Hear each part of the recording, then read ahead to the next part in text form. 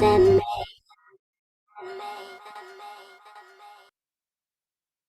everybody, and welcome. Thank you so much for being here. We appreciate you guys taking the time out of your Tuesday night to be here. My name is David Siegman. I'm the political chair for Sierra Club Chicago Group, and we're really excited to have you here for our very first City Council issues briefing. So our agenda for this evening, I'm going to share the questionnaire with you in just a second, and then we have speakers from Sierra Club, environmental justice partners, people doing great work both with Sierra Club and across the city, who are going to talk to you about some of the issues that are here on our questionnaire. And then we're going to have a chance to take action and talk about next steps at the very end. So first, I think all of you have access to this already. If not, my apologies in getting it to you just now. But in the chat, I just dropped you a copy of the questionnaire. So our speakers are going to be talking about specific questions and educating you about those, about the backgrounds, about the topics in those questions. So great way to follow along as we're hearing from our speakers. And first up, we're going to hear about offshore wind from Katie McFadden. Take it away. Hi, guys. Oh, there we go. Awesome. And then David, are you able to pull up the other deck? Hi, everyone. My name is Katie McFadden. I am a political consultant here in Illinois focused on climate and energy issues, and formerly Sierra Club staff. So it's nice to see some familiar names and faces. I'm going to be talking to you about two issues that I'm working on currently, and also that are priorities for Sierra Club. Happen to be some intersection here. And the first one is talking a little bit about offshore wind for Illinois. This is something that the Sierra Club has supported across the country, and actually I've been working on here in Illinois.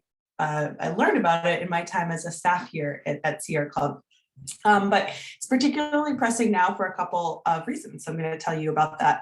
So yeah, we can maybe go, but I guess I'll start by saying the reason why I'm particularly excited about offshore wind is because it has the potential to provide a large amount of clean energy megawatts to the grid in a really close to where we need the energy, right? Really close to the city where we consume electricity.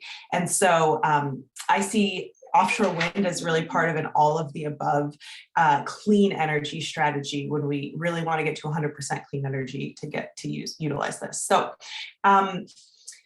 why offshore wind? You can read this slide yourself, but I'll say a couple things other than what I just added. There are a lot of potentials or potential money coming down from the federal government because President Biden is pretty bullish on offshore wind. So mostly the East Coast had been focused on utilizing this technology since those states have smaller land mass for wind and solar. Offshore wind really kind of has to be part of their strategy for 100% clean energy.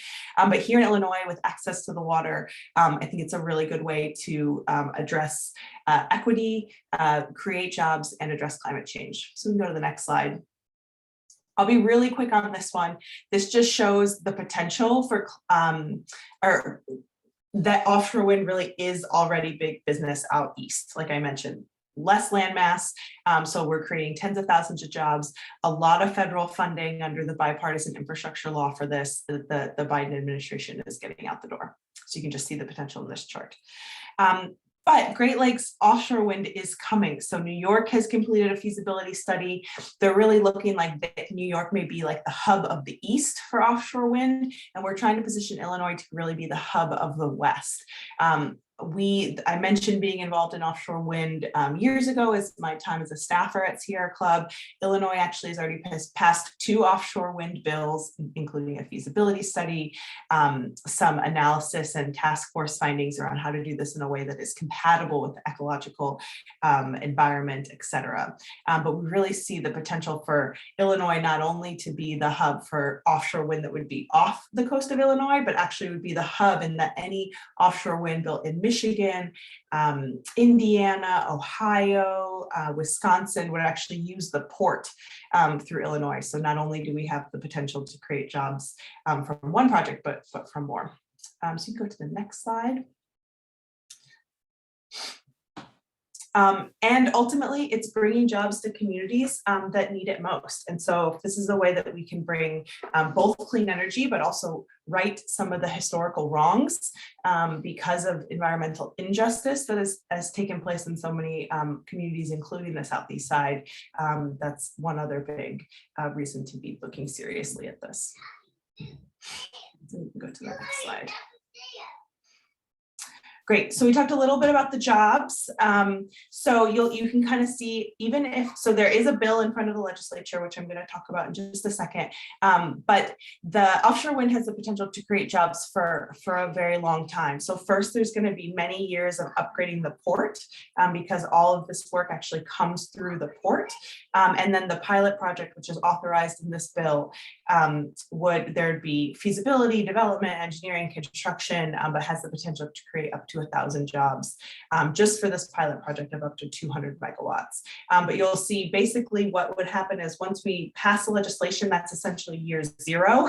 And it would take about 5 to 6 years for the project to even come online and be feasible. And so that's why we're really thinking in longer timelines than we're used to thinking about.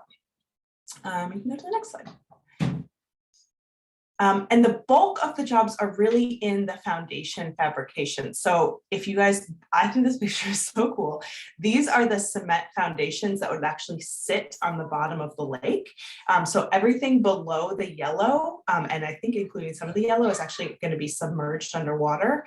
And you can see the size of the van next to it. So these are just ginormous structures, and most of the jobs are the fact that we can't make these and ship them anywhere because they're so heavy. So we actually have to make these things at the ports and then move them out. We'll go to the next slide, and then I'm happy to answer questions. So feel free to throw some in the chat. I see one already. So this is what the bill that is before the Illinois legislature would do. It does two things. One, it just creates a fund so that we're able to accept federal money to upgrade the port.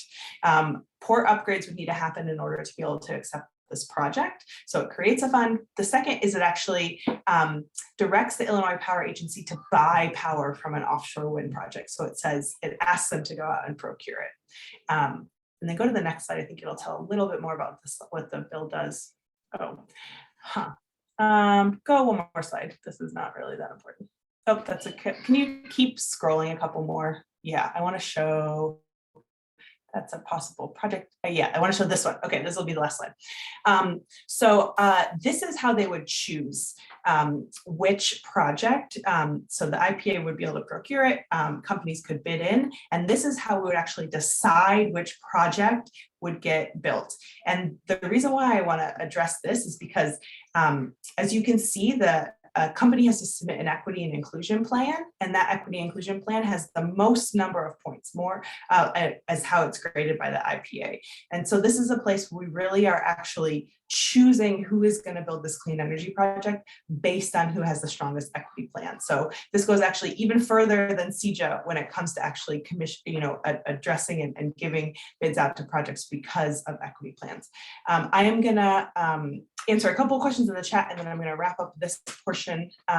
So yes, in terms of bird migration, so this has to happen. So I mentioned the bill that was passed a number of years ago about offshore wind. That laid out a couple of the process things around offshore wind, and that directed the Department of Natural Resources to be the one who would do basically that mapping of the lake to understand over a couple of years where are the bird highways, where are the migration places, where, and then DNR would then say sort of where's a green, a red, or a yellow place within the lake, can't build it here, this might be okay, this is more questionable. So this bill, while it does procure a project, there then would also have to be a permitting process, et cetera, just as we have done with other projects. And so that's where we would get really in the nitty gritty of exactly where the turbines would go, how it would affect, and DNR would be very involved in helping us figure out how we can put them in places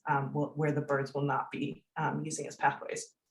And then in terms of animals underneath the water, studies have shown that this has no negative effects to the life that lives within the ocean or the lake. In fact, actually increases, can increase fish because fish are attracted to structures. And so when you have something underneath, it actually creates a lot of fish are attracted to it. More mating happens there. They may put, I don't know, their homes and whatnot and attach to those structures. So we've only seen positive effects from this. And do any of the parts, they don't need, no, they just sit right on the bottom is my understanding. They're just heavy enough that once they're on. And then I think that's probably my time, David. I'm trying to be really good on time. Anything, I think the main thing to know about what's next here is just this is a bill that's before the legislature. It's sponsored by Representative Evans and Senator Peters. So the main thing to know is this may be taken up in lame duck session. So be on the lookout for more from our champion legislators.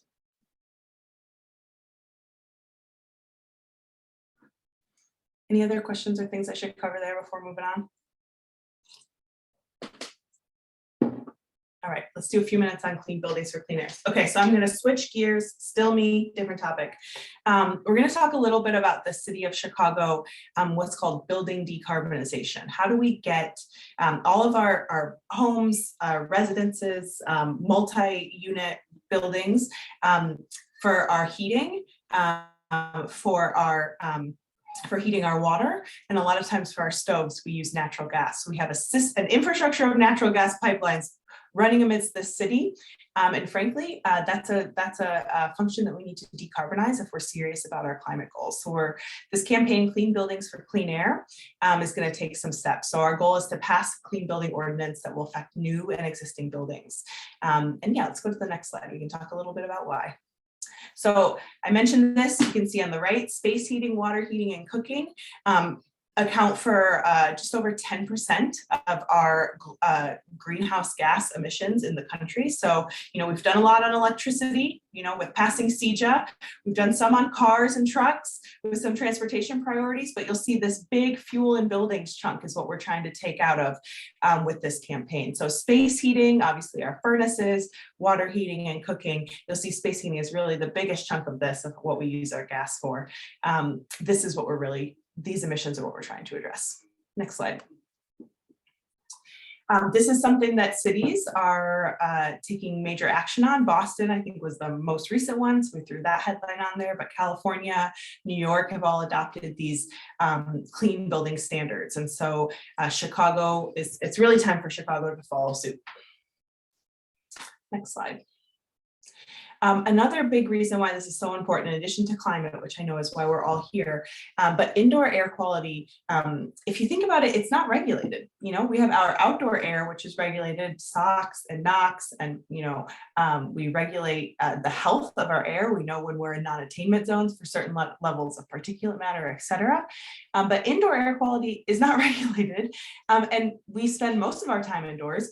And the EPA has found that indoor air quality can sometimes be as high as 100 times basically worse inside than outside. And especially if we have gas stoves, you'll have much higher NO and NOx pollution than homes with electric stoves, because we're basically just burning a little mini fossil fuel plant in our home all day long, even if we're not using the stove because the pilot light is on. Next, so this is a major health concern.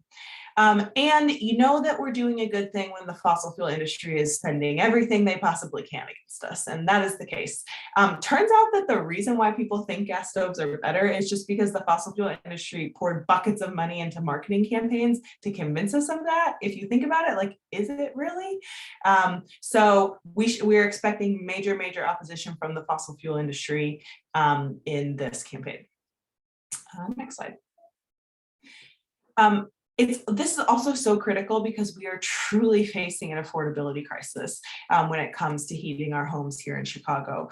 You'll see there's some great pieces that have been done in the Chicago Sun-Times about just what percentages, high percentages of folks that just can't afford to pay their gas bills, that this is really affecting people's pocketbooks. And this is all while profits for people's gas continue to rise.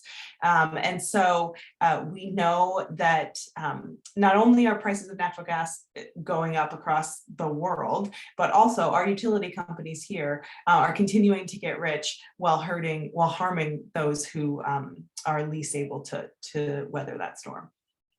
Next slide.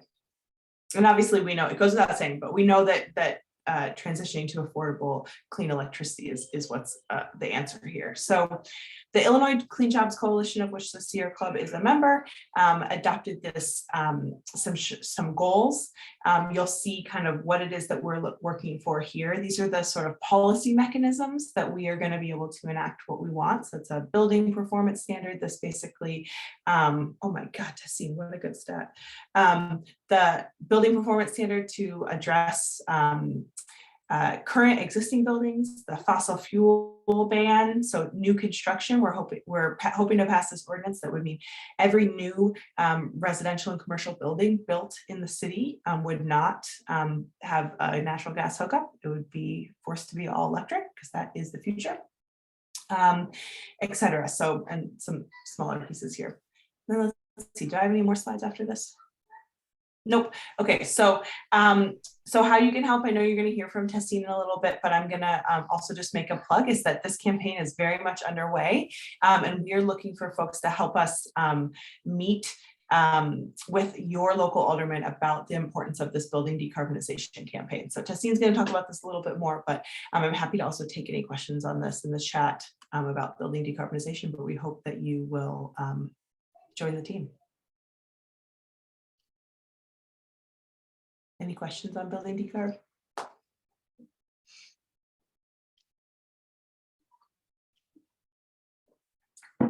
I don't know NYC local law 97 off the top of my head.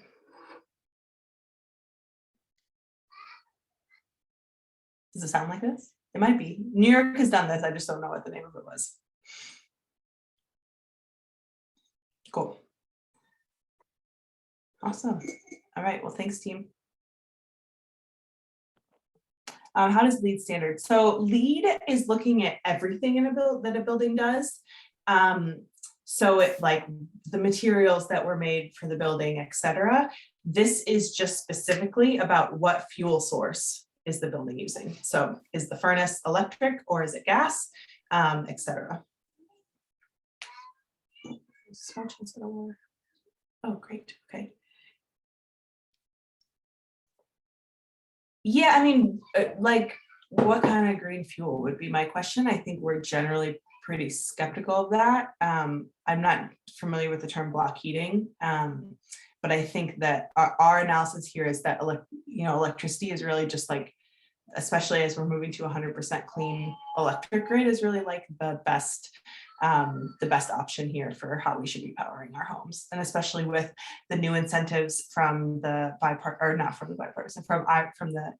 Inflation Reduction Act, has a huge amount of consumer incentives for heat pumps for your home to replace your air conditioning, your furnace, for electric hot water heaters or heat pump hot water heaters. There are a huge amount of consumer incentives that are coming down that are now going to help allow consumers to make this switch. But the idea is that if we start thinking about it now, because folks only replace their furnace or their hot water heater every 20, 30 years. And so setting policies now to know that it doesn't mean that everyone has to switch over immediately, but the next time you buy that next appliance, when it would happen.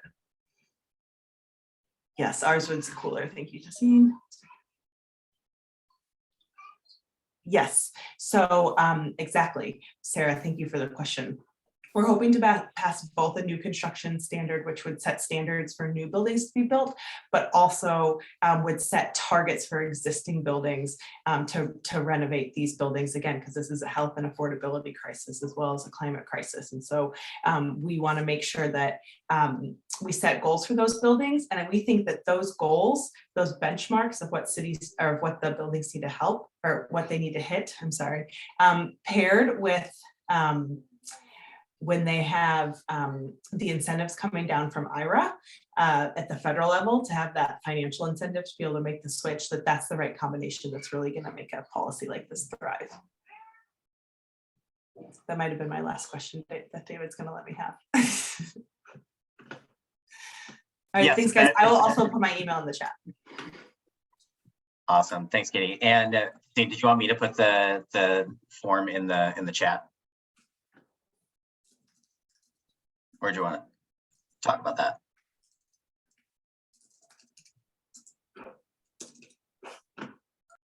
Me? Yeah. Oh, okay, sorry, I didn't hear you. Did you want to Yeah, I'm it. super happy to. No worries. Okay, so one of the ways that we're going to start narrative building in City Council about passing the super cool ordinance is by meeting with our aldermen. They love to meet with the Sierra Club. They are most definitely dying for a Sierra Club endorsement, and so it is a perfect time to start advocating as a constituent. Especially within the Progressive Caucus. And so if you are interested in meeting with your alderman, I can connect you with other folks in your ward, help you prepare an agenda to facilitate a meeting, and help you schedule one as well. We are primarily trying to meet with members of the Progressive Caucus first, but like it doesn't matter if your alderman isn't in the Progressive Caucus. We have a lot of folks have signed up to have a meeting with their alderman outside of the Progressive Caucus. And so I'm more than happy to connect you with everyone and anyone interested in advocating for this. So yeah, fill out the Google form that David put in the chat, and I'll put my email there too. So you can email me with any more questions. Awesome. And Tessina, I'm looking forward to my meeting with you and the Garfield Park Community Council about this later this week. I'm very excited about that. Okay, so now keeping on like with the housing questions, we are joined by Mark of Twitter fame from Chicago YIMBY here to talk to us about a couple of housing policies that are on our questionnaire. So Mark, come on and talk to us about them. Yeah, thanks, David.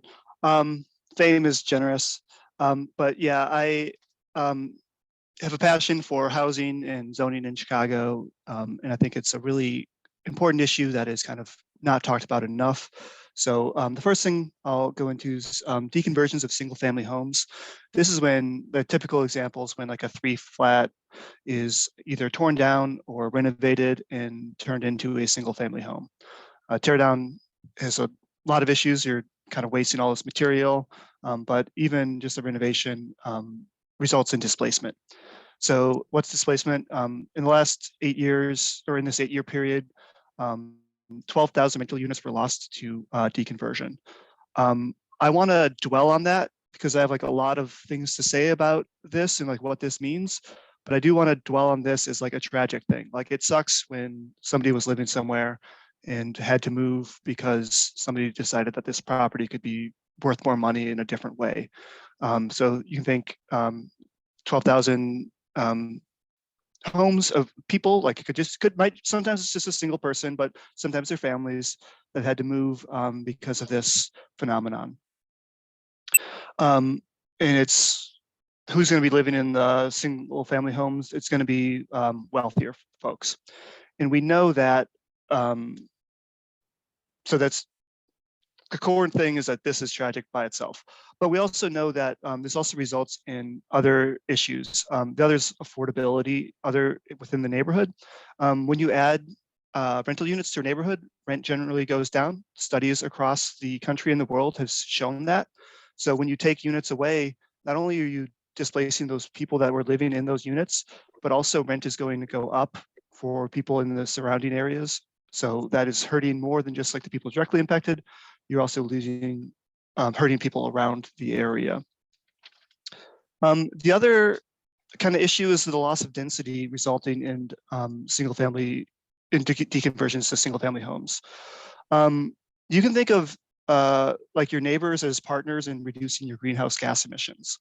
So like most directly, like if you have a neighbor in the sense that you live in a building with if you live in a single family home, you have 6 walls that you have to heat and cool all year round. If you have a neighbor that you share a wall with, you have like maybe a townhouse, that's one less wall that you have to heat. You're sharing heating and cooling of that wall, and that's kind of reducing your emissions by sharing that wall. If you live in a 15-unit building, you might only be heating and cooling 2 or 3 walls, which is you're dramatically cutting down your emissions that way by kind of sharing the resources of sharing a wall that doesn't have to be cooled and heated. And then the other way is like public transportation. If you have, we know that the more density you have, the easier it is to leverage public transportation and the better the service can become. So I don't want, like, sometimes people say, oh, too many people are moving here. Like, if I know people on the Blue Line, it's too crowded on the Blue Line, the buses are too crowded. This is not, we're not living in scarcity in public transportation. We can run more buses. Your neighbors who want to take the bus, and you can advocate and make the service better to make more buses and public transportation better. And so it's, and that kind of allows you to reduce your greenhouse gas emissions by taking public transportation and using your car less. The other thing is commercial. So basically local shops and bars and restaurants, says a little bit about me that I said bars first, but coffee shops too. If you have more neighbors within like your proximity, it's more likely that the bookstore nearby is going to survive. People are more likely to walk than drive. And if they drive, they're probably driving to kind of a national chain or something like that.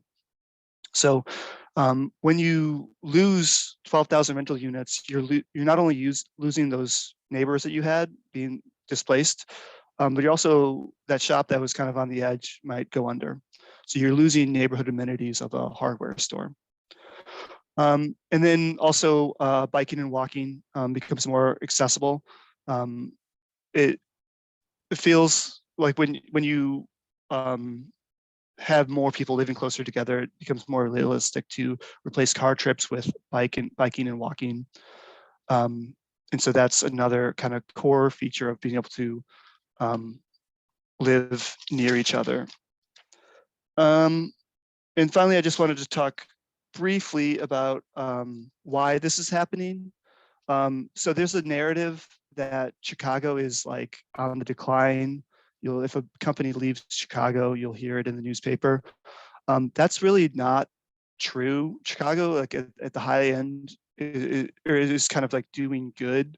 For every company that leaves, another one's coming, or multiple are coming. And one of the things stats, I wish I would have captured it, but we're one of the highest cities in terms of adding the number of $100,000 or year plus jobs.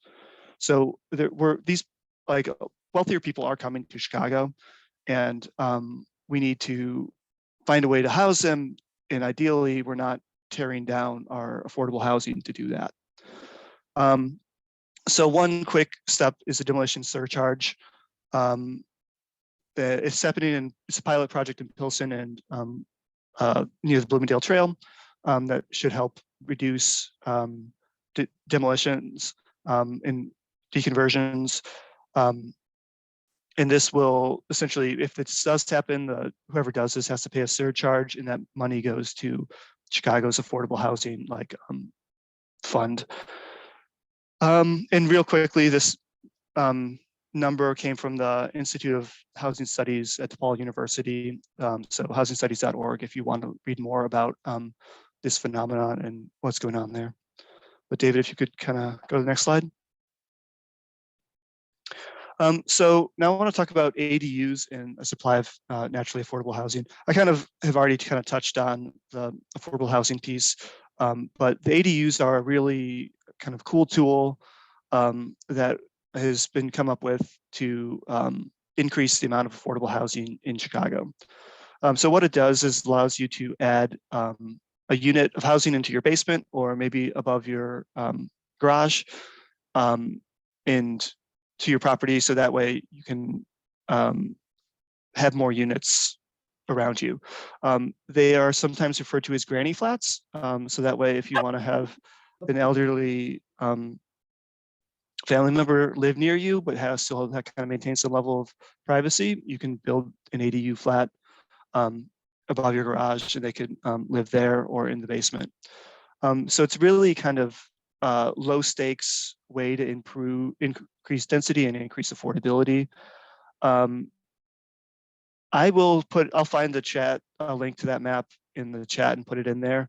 But one of the things, thanks for bringing that up, we want to do is this is a pilot study, and it's in those 5 areas, and they have slightly different rules in the different areas, but we would love to expand this to be all over the city of Chicago.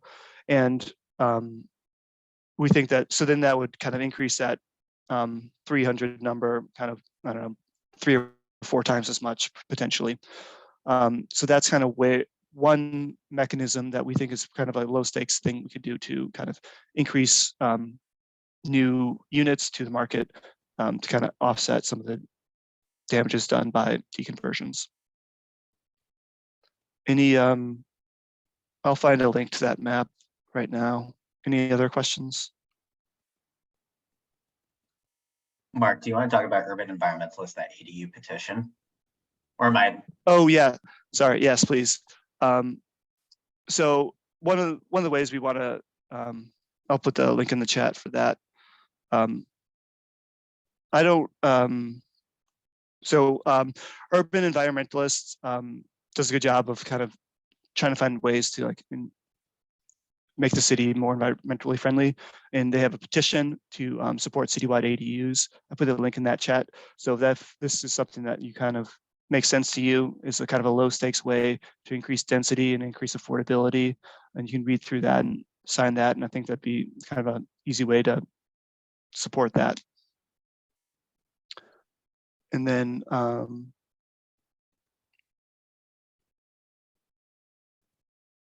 yeah, put your questions in the chat and I'll try to find that ADU map. Awesome. Thank you, Mark. And yeah, any questions that you have, Mark will answer them in the chat. But coming up next, we are talking about the Department of Environment. Ayana, who is a great friend of ours from the Illinois Environmental Council, come on and talk to us about reinstating the Department of Environment. Thanks, David, for that introduction. Hi, everyone. My name is Ayana Simba. I'm the City Programs Director with IEC, the Illinois Environmental Council. And over the last year, we've had this campaign for the Department of Environment. So for folks that are, at least vaguely familiar with the department, the department was originally opened by Daley, forgetting which one, not Daley, the son Daley. I believe Richard M. Daley, and it was part of sort of his green initiative. So things like Millennium Park, putting planters along street medians. And really what happened over the years is that the department continued to, do well, stay stable. And then in 2011, Rahm Emanuel made the decision to dismantle the department as a way of saving money. Even though we know that a majority of these positions remained in the city, they ended up just being spread across multiple departments. So like the Department of Public Health, Department of Streets and Sanitation, Department of Buildings, et cetera. So without the Department of Environment, we've seen a lot of different things. One, we've seen decentralized enforcement. So we've seen all these different, so DPH, DPD, all these different agencies that are trying to communicate with one another about different enforcement and inspection. Excuse me. And then we've also seen a fall in actual inspection and enforcement numbers. And this is sort of realized into real life examples of what happens when we don't have the proper enforcement or oversight. So things like the Hilco implosion in Little Village that happened back in 2020 and literally spewed dust over an entire community that is known to have a disproportionate level of respiratory issues in the middle of a pandemic. And then the General Iron explosion that happened when the facility was originally located in Lincoln Park. Both of those things were linked to improper inspection and improper enforcement. But we've also seen increased impacts of climate change. We've seen flooding, we've seen more frequent, heavier rainstorms, we've seen droughts, we've seen all these things that are indicating that our climate is changing and a little bit faster than we originally thought it would. But at the same time, we've had some balances, right? Last year, as part of the ARPA dollars, the American Rescue Plan Act.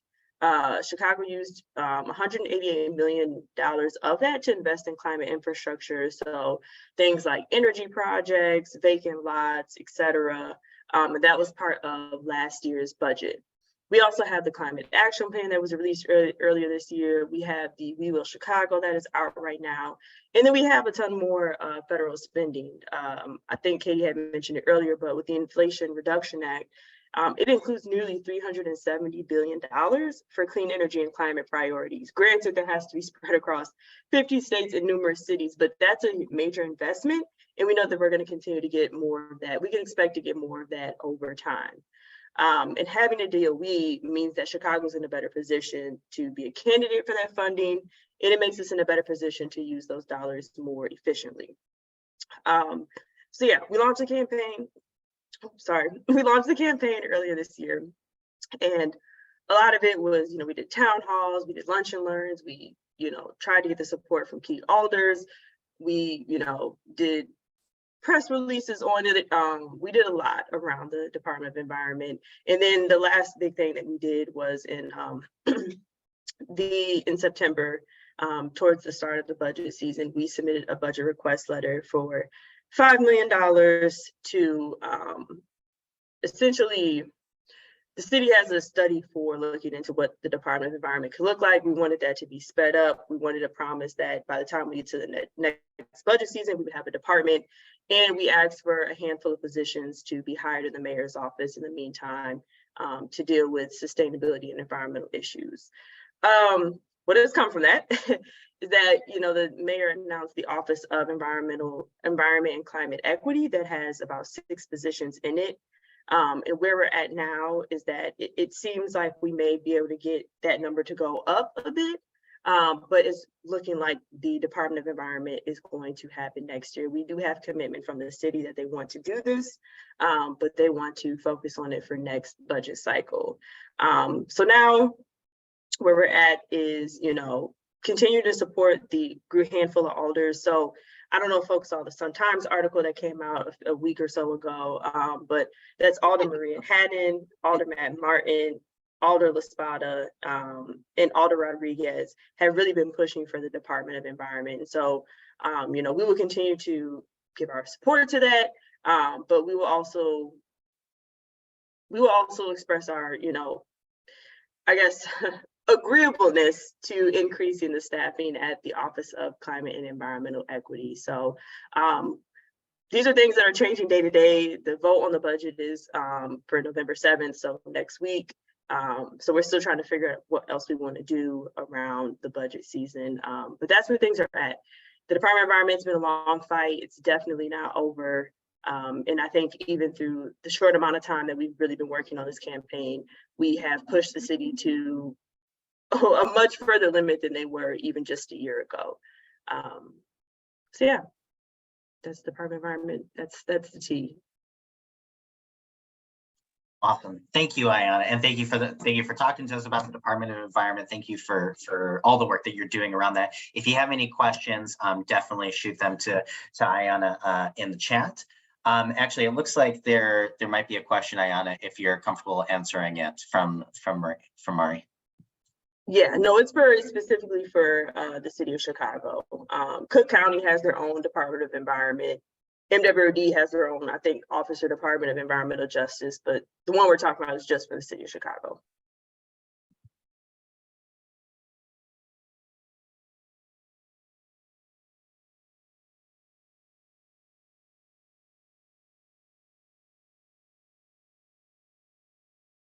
Oh, David, you're on mute. I'm genuinely disappointed myself. Thank you. So next, we're going to hear from Isa, who has been a great volunteer with us, helped out in the June primary, and also has done really tremendous work with the 33rd Ward Working Families around treatment, not trauma. So Isa, come on and tell us all about it. Hello, thank you. My name is Isa. As you heard, I'm a volunteer with 33rd Ward Working Families. And also had just recently done a fellowship with UWF, so got to learn a little bit more about this stuff and get super involved in the nitty gritty. So yeah, I also just might be absolutely fine, but my computer crashed earlier. So if I'm a little shaky or feel unprepared, please know I've got links and can send you all the websites to follow up with. But treatment, not trauma. So is what it sounds like. Under Rahm Emanuel, mental health, I think it was 6 of, either way, there have been fewer and fewer mental health centers open that are actually public mental health centers and accessible to the people. So that's one of the major issues around treatment, not trauma, which is this ask to reopen all of the public mental health centers in Chicago. And so we've seen that the risk of being killed by police is 16 times greater for individuals with untreated mental illness than other residents. 78.6% of the city lives in areas that have less than 0.2 therapists per 1,000 residents, while 21.4 live in areas with 4.3 therapists to 1,000 people. So there's a very clear data-driven analysis of the disparity of actual access in the city, and we've seen the unnecessary violence and result of what it is for a police officer to show up to a mental health call. And so the idea of treatment, not trauma, is to create a civilian response to mental health and other related crises. And there are 3 major components. So those 3 components would actually be creating a civilian care team. So civilian just meaning non-police. And these care teams would be mental health practitioners, EMT, and there would be a call line for them to be dispatched out to these kinds of calls. So like one option right now is, rather than 911, can Chicago choose to use the 988 hotline as a redirect for just mental health crises? Right now, it's kind of just a suicide hotline and hasn't really been implemented in the city or state accordingly. So it creates that option. Then the idea of having community support teams to relieve these care teams. So there's always folks in the neighborhood and in the areas that can do preventative checks, wellness checks. So with the guidance of the care team, know how to look for signs. Like for instance, I'm a mental health first aid certified. So the same way you can be first aid certified, I can't necessarily step in because I'm not a mental health practitioner, but I might have the skills to de-escalate and be aware of an oncoming situation or the signs of something to help direct someone to the right services. So folks like that would be on a community support team. And then there would be 3 crisis drop-off centers at the existing Department of Health centers that would become 24 hours. So right now they are not 24 hours. So the idea would be that would be a mobile van as well. So there would be wellness checks, follow-up checks, but these folks who are dispatched can also go to these 3 24-hour centers specifically for a mental health response. So those are the major components. And then how we fund that is taking money away from the police department. However, there are, get out the vote, I'll get to that. However, there are 200 vacant positions are not being filled that add up to, I think it's actually it's $15.8 million or so. And so the request is to shift that $15.8 million from CPD to the treatment, not trauma care model. So that's where the funding would come from. And then right now, over the summer, we did canvassing for a treatment, not trauma, non-binding referendum to be on the November 8th ballot.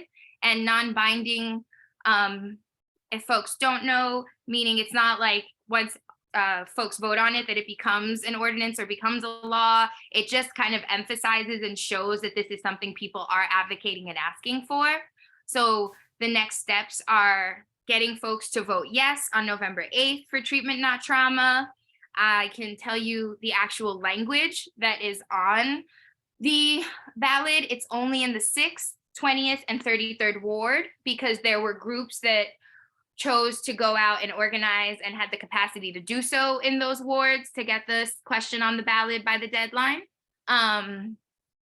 CPD is Chicago Police Department. GOTV means get out the vote. So right now we're canvassing to get out the vote. So we're going to be doing like phone banking and things like that to remind folks that this is on the November ballot. And then from there, the hope is to be able to call a hearing with the mental health committee.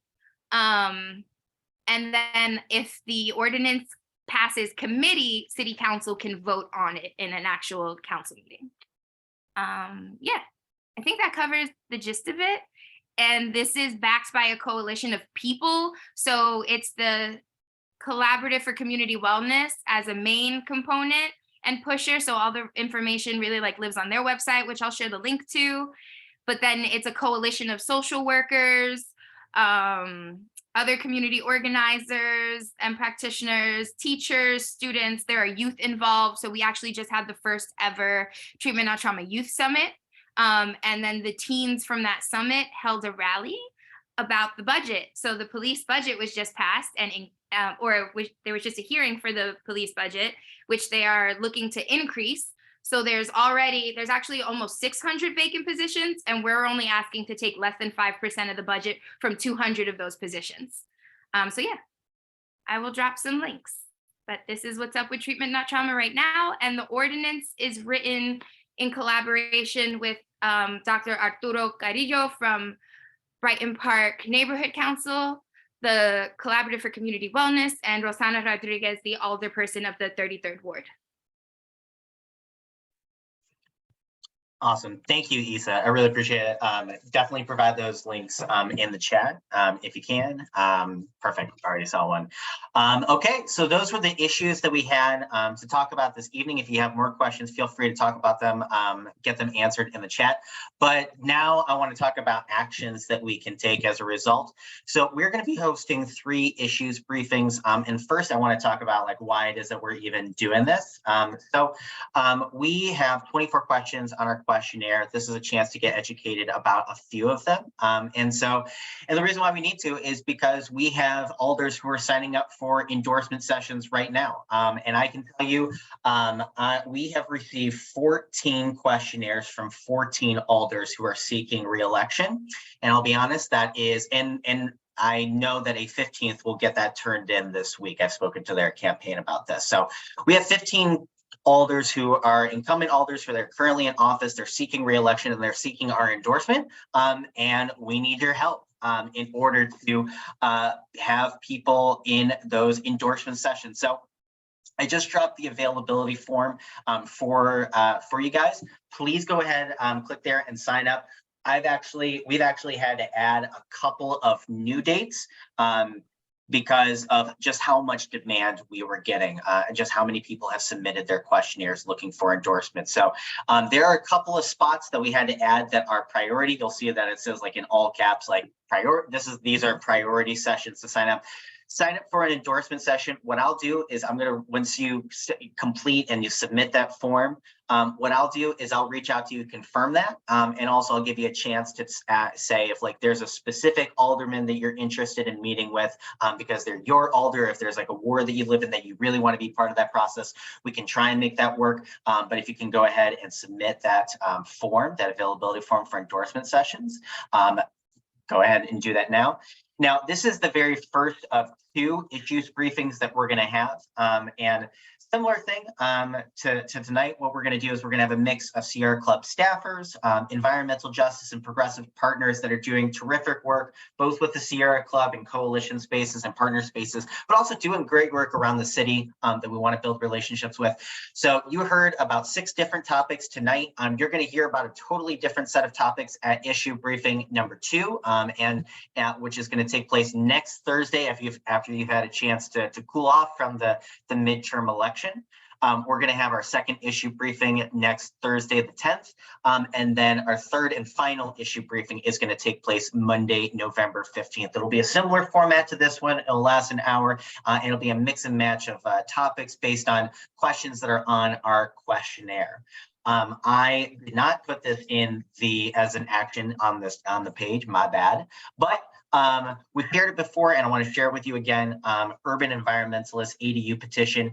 If you could go ahead and sign on to their petition after you've heard from Mark, after you've had a chance to read onto our questionnaire. They're doing terrific work at Urban Environmentalists around a lot of issues, including accessory dwelling units. We want to show up, we want to support them, and that petition is a great place to start.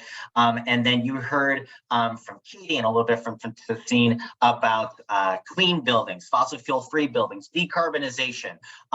This is a chance to meet with your alder, with folks from the Sierra Club, as well as the other coalition partners that we have in order to make sure that we are addressing this issue of decarbonization. As a chance for you to meet with your alderman to talk about these issues and get your advocacy game on immediately. But that's it. I think that's all that I have. I know we've gone through an awful lot tonight.